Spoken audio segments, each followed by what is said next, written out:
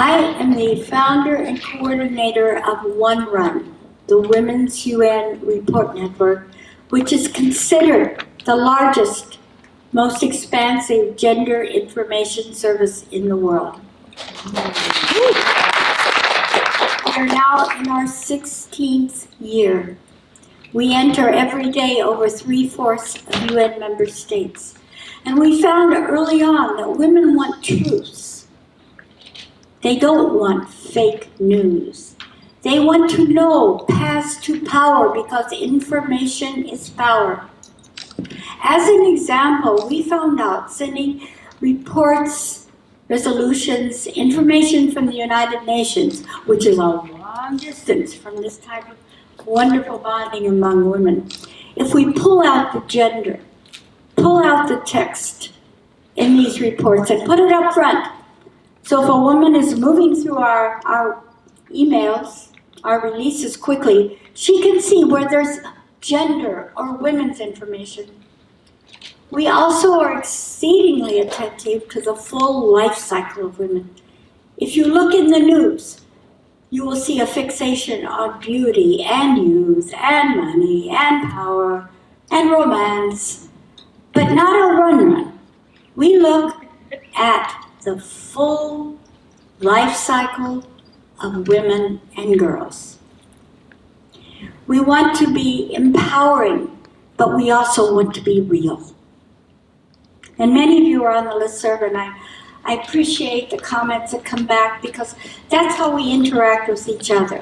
We are not some formalized media that actually has to put all their stories through a whole chain of approval. And we know how hard it is to get things passed at the UN, but we are doing it. This afternoon, we are having a panel on the impact of violent extremism on women and girls. And we have government engagement. We have programs that can show how they have started to address through women, through mothers,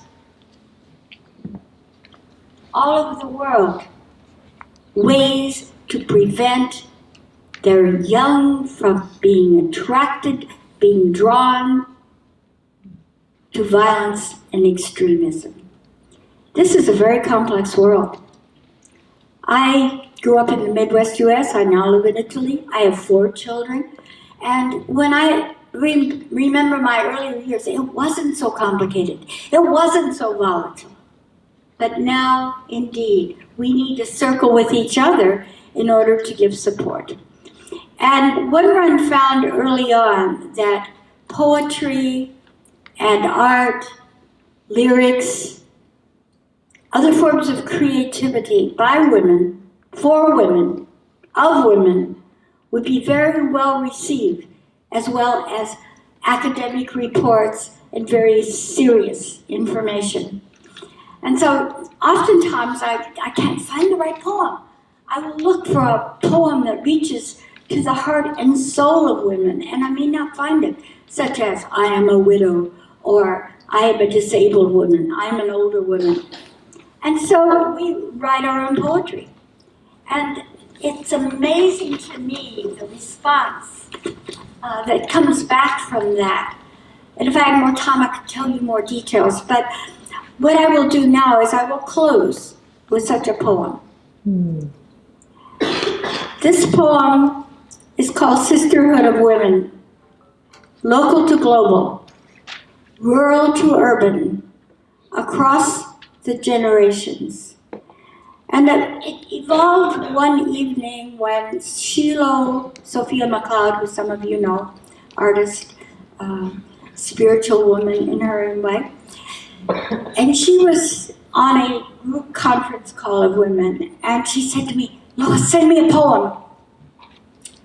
And I think it is the belief in the wisdom of women, the ties that we have with each other, which go deep and stay with us, that enabled me to write this poem. Women of the world, girls of the planet, we are all sisters. Trauma and joys that happen to one, happen to us all. Issues and rights, oppression and empowerment are part of women's challenge for equality, for dignity. For we are bonded in this female spirit. We reach out to learn and to understand each other, local to global, rural and urban, near to far, hugs and tears.